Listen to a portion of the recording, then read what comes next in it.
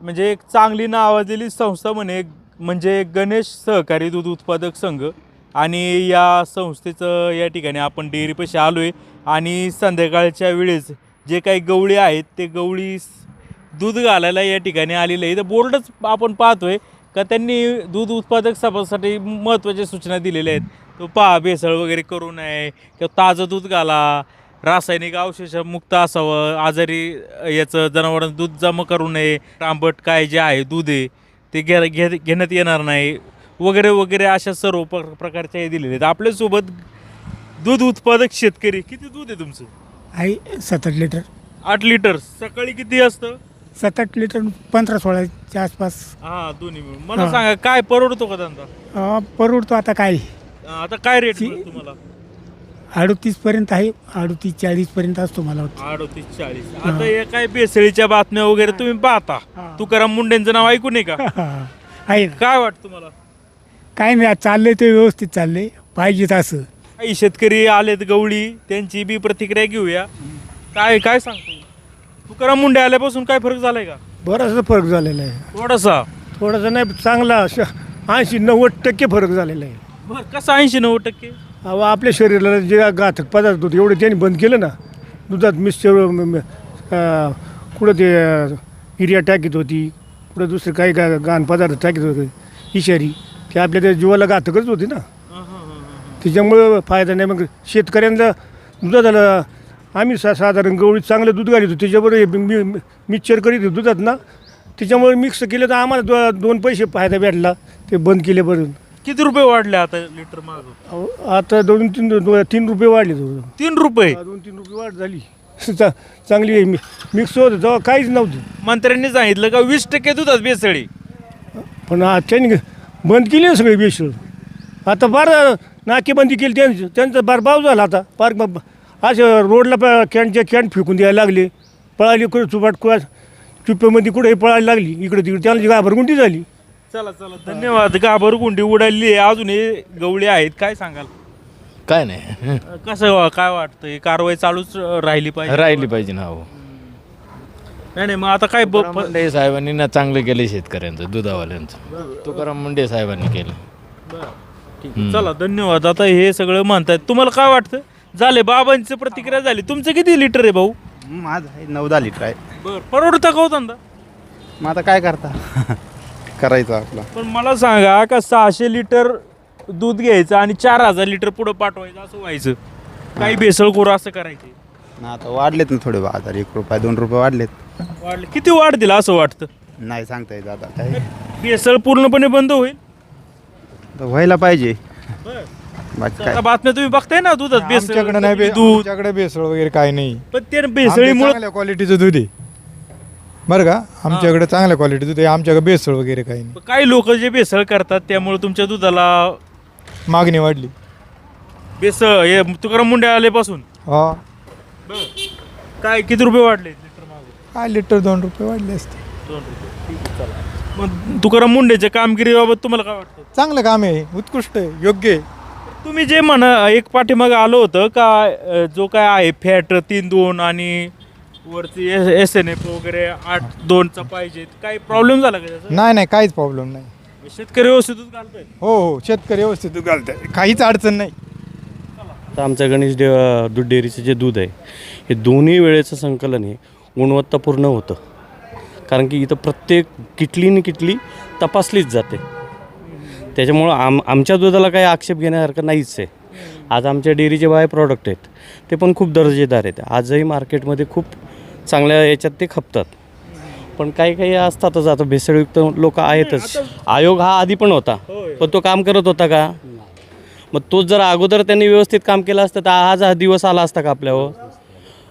चोरांचं फावलंच नसतं ना त्यावेळी. आज आपला दोष काय आहे का? अंमलबजावणी नीट होत नाही यंत्रणेची, हा आपला दोष आहे. आज व्यवस्थित चाललेली आहे केवळ तुकाराम मुंडेमुळं. भेसळखोरांवर कारवाई झाल्यावर काय वाटतं तुम्हाला? चांगलं उत्तम झालं आज. भेसळखोरांना म्हणजे कारवाई बसायलाच पाहिजे. कारण कसं की हे लोकांची लहान लेकरं दूध पितात, हे त्यांना कळायला नको काय हे सर्वसाधारण गवळी करू शकत नाही. कारण कसं साधारण गवळी आहेत ना, हे आपले धंद्याचे पाहतात. तसं आमच्या डेअरीमध्ये काही भेसळ नाही किंवा काही नाही आहे. आमची डेअरी जशी ओपन झाली तशी ओरिजिनल दूध, ओरिजिनल प्रॉडक्ट सगळं ओरिजिनल बनवते. त्याच्याबद्दल कोणताही मंत्री आला किंवा कोणताही बी तुकाराम मुंडे जरी आला तरी आमच्या डेअरीवर काही घावू शकत नाही. छोटे छोटे धंदेवाले आहेत ना, समजा गाडी घेऊन फिरतात किंवा हे याच्यावर धाड टाका ना तुम्ही. हे जे गोठ्यांवरती गाड्या घेऊन जातात किंवा काय करतात यांचा काय भरोसा आहे. तसं इथं सगळं दूध आहे ना चेकिंग करूनच पुढं जातं. शिवाय तुम्हाला सांगतो किटली साफ पाहिजे. सगळे म्हणजे गवळी जे येतात ते टापटेपमध्ये येतात, त्याच्याबद्दल वाद नाही काही. आमच्या डेअरीचा विषयच नाही. जिल्ह्यामध्ये नंबर आहे, दूध 1 नंबर असते आमचं. तर बघूया कशा पद्धतीचं दूध इथं घेतलं जातं. ही राजुरी डेअरीचे प्रॉडक्ट संपूर्ण जुन्नर शहरात म्हणजे जुन्नर तालुक्यात किंवा इतर तालुक्यामध्ये जातात. तर त्यांचं कसं हे तयार होतं आहे हे पहा. जर तुम्ही पाहिलं तर प्रत्येकाच्या डोक्या इथं दूध पहिलं येतं आणि इथं काहीतरी चेक केलं जाते.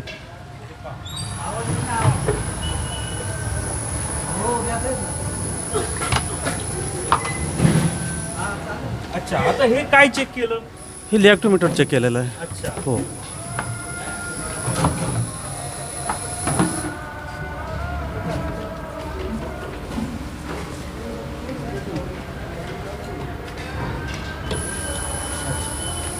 आणि वाज घेऊन काय कळतं म्हणजे शिळ वगैरे आहे का काय ते समजतं. ते त्याच्यावर फक्त वाज घेऊनच स्मेलवरतीच. हो.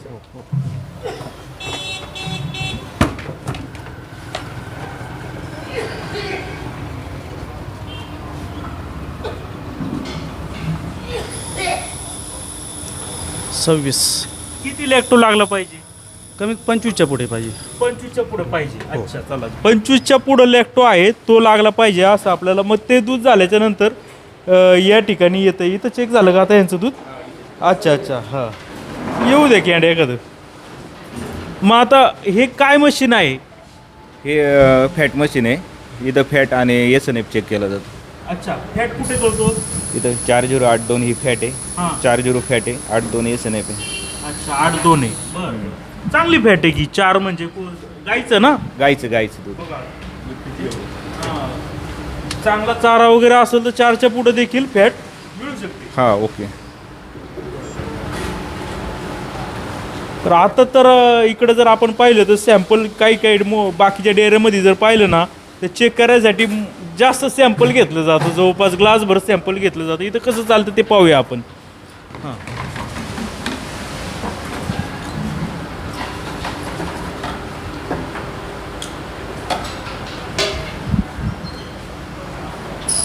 हे स्टनर केलं जातं, मिक्स करतोय आपण सॅम्पल.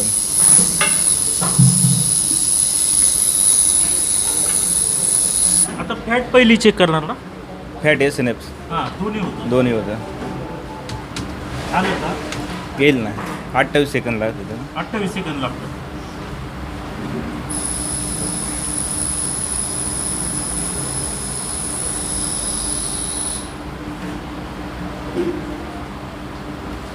पहा, हे चेक व्हायला 28 सेकंद लागतात आणि अगदी थोडं नाममात्र प्रमाणामध्येच शेतकऱ्याचं दूध इथं सॅम्पलिंगसाठी घेतलं जातं आणि अद्ययावत अशी मशिनरी आहे. लॅक्टोज पहिलं चेक होणार आणि त्यानंतर 40 फॅट 40 आणि SNF 84. 8-4. बरं, आता जे हे जो नियम काढलेला आहे का 3-2च्या खाली फॅट घ्यायचं नाही दूध किंवा 8 याची SNF घ्यायचं नाही, काय होतं का रिटर्न देतं? रिटर्न जातं. मग असं किती प्रमाणे रिटर्न जायचं? थोडंच आहे. 100 किती टक्के रिटर्न जातं? काही 10% जातं. 10%. मग काय शेतकरी काय नाराज होत असतील वगैरे, मग काय होतात पण आता इलाज नाही ना त्याला. इलाज नाही. मग त्याच्यामध्ये थोडीशी पद्धत चेंज केली पाहिजे असं वाटतं. हां. आता हे दूध या ठिकाणी घेतलेलं आहे आणि ह्या दुधाचं लॅक्टोमीटर किंवा फॅट वगैरे चेक झालेलं आहे आणि शेतकऱ्यांच्या डोळ्या देखत त्या ठिकाणी हे होतं आहे. आणि आता त्यांनी दूध खाली पण केलं आहे. हां, तिकडं हां, सेम प्रोसेस इकडे आहे ना. हां, हे बघा. मग आता हे सगळं झाल्याच्या नंतर हे शेतकरी लाईन लावून इकडं वर जाळी वगैरे लावलेली आहे. समजा दुधामध्ये काही कचरा वगैरे काही चुकून येऊ नये, जाऊ नये, त्यामुळं या ठिकाणी हे दूध असं टाकण्यात आलेलं आहे. मग हे किती लिटर आहे कसं समजतं आता टाकल्यावर ओतल्यावर? इथं काटे वगैरे कॅलिब्रेशन होतं त्याचं. अच्छा, हे किलोचं आहे का लिटरचं आहे. लिटरचं आहे? अच्छा. आणि याची नोंद कुठं होते? कॉम्प्युटरला. ऑटोमॅटिकली होते? हां आणि बिल क्रिएट होतं? हां.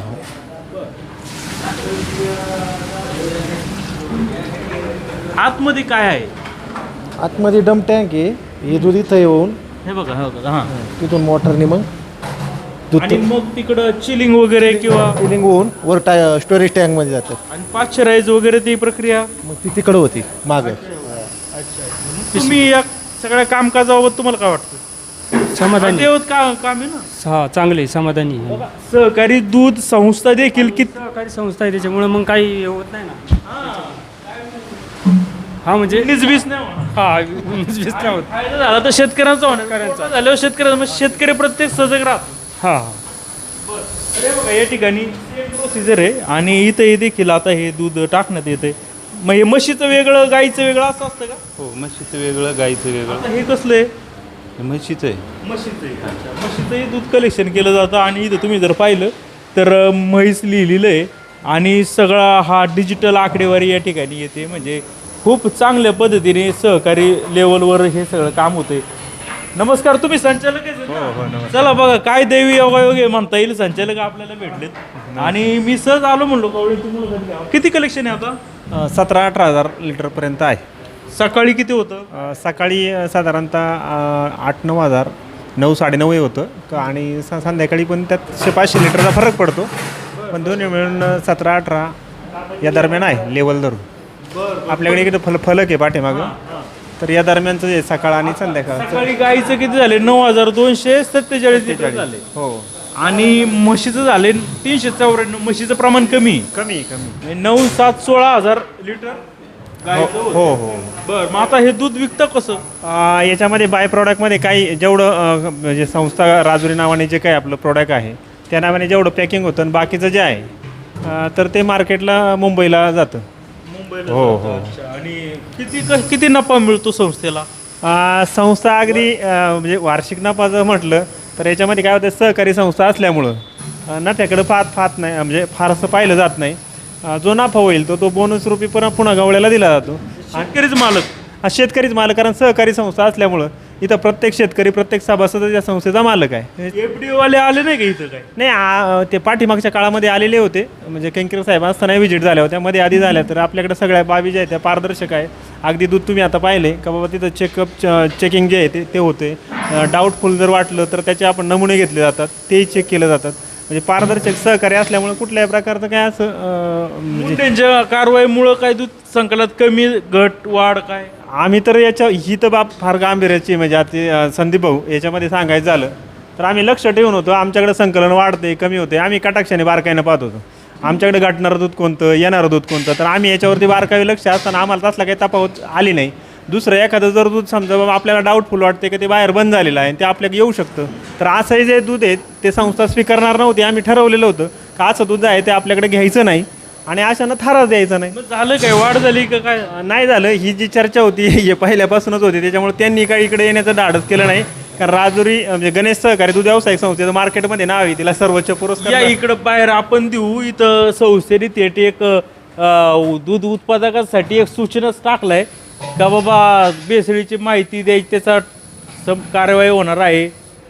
टोल फ्री जर भेसळीची माहिती लगेच कारवाई होणार आहे, त्यामुळं दूध असं करू नका असं सूचना दिली. आधी काय व्हायचं असं काय दूध थोडंसं नाही, तरी पण आम्ही कधी झालेलं नाही. परंतु ह्या सगळ्या बाबी आहेत का बा याचे फॉलोअपचे सहकार म्हणून आपण प्रत्येक नियमाची अंमलबजावणी केली पाहिजे.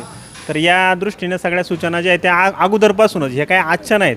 म्हणजे ह्या वर्षानुवर्षी हे जे बोर्ड आहे हे जर उभं राहिलं तेव्हापासूनचे सगळे नियम जे ते फॉलो आहे. पूर्वी चेकअप जे होतं किंवा दूध जे ते चेकिंग करून यायचं, ते तपासून यायचं, तर ह्या बाबी पूर्वी कडक होत्या ना, आजही तेवढ्या स्ट्रिक्टली पाळल्या जातात. पण आता लॅक्टो फॅट किंवा SNP तर आपण पाहिला, परंतु काही अशी लोक आहेत का असा फॉर्म्युला विकसित केलाय का त्याच्या सगळ्यात पास होतात? नाही, याच्यामध्ये काय करता तुम्ही? याच्यामध्ये आता आम्ही काय करतो, याच्यामधले काही नमुने जे आहेत ते आम्हाला डाऊटफुल जर वाटलं तर आम्ही ठराविक नमुने जे ते बॉटलमध्ये घेतले जातात.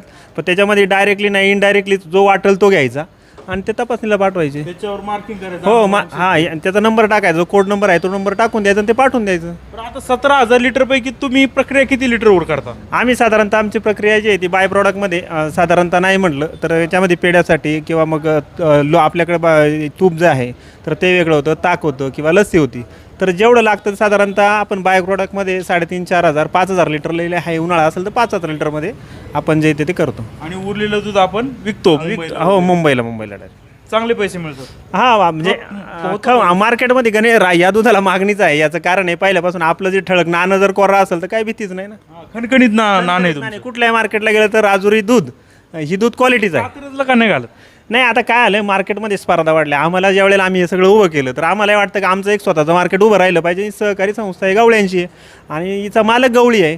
त्यातून आउटपुट जो आहे चांगल्यारीत्या मिळावं ही अपेक्षा साहजिक असणं आणि त्यामुळं आम्ही हे स्वतः एवढी इन्व्हेस्टमेंट जर केलेली आहे तर त्यातून आता आतमध्ये मशिनरी वगैरे पाहिली तर किती रुपयाची इन्व्हेस्टमेंट ही मशिनरी असेल? आतमध्ये तुम्ही दाखवा तिथनं, बरीच मशिनरी दिसते, कॅमेरा घेऊन दाखवा. ही टोटली सगळं जे आहे ते साधारणतः 8.5-9 कोटी रुपये ज्याची गुंतवणूक आहे सगळी. परंतु हे सगळं संस्था पातळीवर ज्यावेळेला करत गेलो तर हे हळूहळू टप्प्याटप्प्यानं काही नफा त्यातूनच करत गेलो. याला बरेच वर्ष गेलेले आहेत. काही सगळं करताना आम्हाला सगळ्या मशनी एकदम घेणंही शक्य नव्हतं. आम्ही टप्प्याटप्प्याने या वर्षी काय आलं तर पुढच्या वर्षी काय असं करून उभं केलेलं आहे.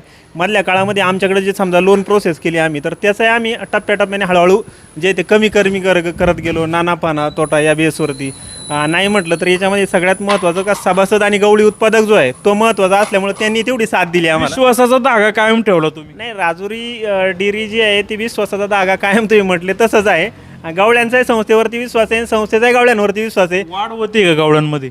गवळ्यांमध्ये सातत्याने उन्हाळ्याच्या कालावधीमध्ये नाही म्हटलं तर 4 टनचाही काही असेल तर त्यावेळेला जे आहे ते पण जी जेमतेम लेवल आहे ती लेवल धरूनच आहे. मग कात्रजला तुम्ही दूध घालत नाही किंवा? नाही, कात्रजला आम्ही लिमिटेशन दूध घालतो पण ते किती घालतो ते आम्हाला जे ठराविक जे वाटते आम्ही जे ठराविक स्टॉक आहे ते तर तेवढंच घालतो. सभासद आम्ही आहोत त्या कात्रजचे तर त्यामुळे मतदानाचा अधिकार भेटला पाहिजे. हा ते तेवढं आवाज तेवढं दूध जातं त्यांना.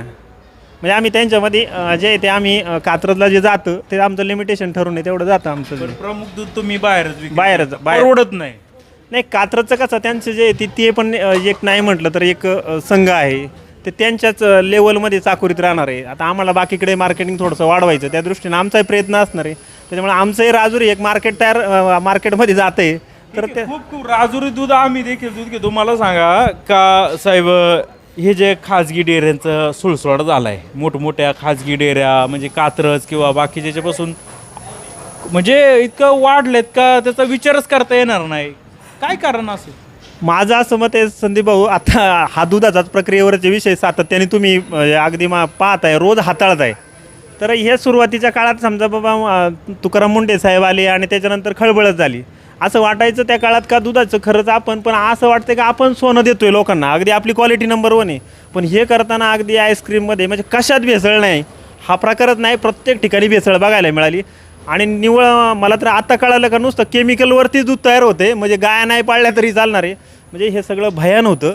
आता समजा मुंडे साहेबांमुळं आलं याच्यामध्ये तर आताही दुधाला चांगले बाजारभाव मिळावे ही अपेक्षा सर्वसामान्य शेतकरी वर्गातून जे आहे ते अपेक्षा आहे की ह्या दुधाला चांगले बाजारभाव मिळतात. क्वालिटी जी आहे ती मेंटेन ज्यांनी केली त्यांना बाजारभाव मिळाले पाहिजे. कष्टाचे 2 रुपये मिळालेच पाहिजे, ते हक्काचे.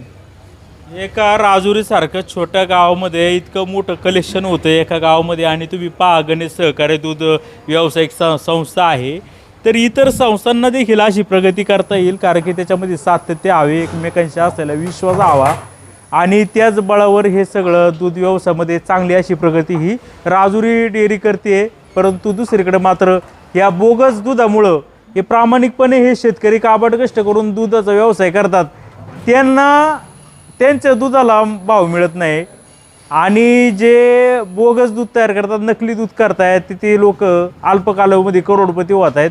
तर या पुढच्या काळामध्ये देखील तुकाराम मुंडे यांची कारवाई कोणत्याही दबावाविना चांगली राहावी आणि याच्यामध्ये फक्त बारीक मासे न करता मोठ्या माशांपर्यंत जोपर्यंत हा तुकाराम मुंडेचे हात पोचतील तेव्हाच खऱ्या अर्थाने दुधाला चांगले दिवस येतील आणि शेतकऱ्यांना चांगले दिवस येतील. तर अतिशय धन्यवाद तुम्ही सर्वांनी चांगली मुलाखत दिल्याबद्दल. तर एकच मुद्दा कटाक्षाने मला सांगायचा आहे का नाही म्हटलं तर दूध हे रक्तापासून तयार होतं. म्हणजे ती रक्त चाटते. माणसाची उत्पत्ती रक्तापासून आहे. दुधामध्ये करप्शन करणं हे सगळ्यात मोठं पाप आपल्या हिंदू संस्कृतीप्रमाणे आहे म्हणजे दुधामध्ये कुठंतरी 2 नंबर करावा आणि आपली कुटुंब जगावं, तर हा निश्चितपणे असं होत नाही. कुटुंब सुखी कधी होणार नाही अशा लोकांनी. तितकंच महत्त्वाचं, कारण दूध हे कष्टातून निर्मिती होती. हे करताना खादट काढणं, मका वाहणं, पाऊस पाणी पाहणं, शेतावरती जाणं, शेतकऱ्याला किंवा दूध उत्पादक गावड्याला हे नाही का बाबा हे काम आहे आता सुट्टी काढली गेला गावाला, असं होत नाही. 2 टाईम नाही घर सोडता येत नाही. ही परिस्थिती सतत कष्ट करणाऱ्या गवळ्याची आहे. परंतु हे सगळे भेसळीचं प्रमाण जे आता सध्या उजाड्यात येतं आहे, ही सगळ्यात गांभीर्याची बाब आहे. आणि म्हणजे आता मुंडे साहेबांमुळे आलं, पण यापूर्वी तो निर्णय जो आहे तो ती कडक अंमलबजावणी दुधासंदर्भाचे जे कायदे आहे ते ठोस हवेत आणि त्यासाठी ते अंमलातही आणले पाहिजे आणि त्याच्यावरती कारवाईची बडगा जो आहे तो सातत्याने ठेवला पाहिजे. कारण मुंडे साहेबांसारख्यानं आता सातत्याने मुंडे साहेबाला देव मानतात. याचं कारण आहे सगळे गवळींना कोणाला विचारा तर एकच अधिकारी मुंडे साहेब जे आहेत ते देव आहेत, असं जे गवळ्यांमध्ये शेतकऱ्यांमध्ये प्रतिमा आहे. चला, धन्यवाद सर्व प्रतिक्रिया दिल्याबद्दल. तर पाहत राहा शिवाय न्यूज, राजुरी, तालुका जुन्नर.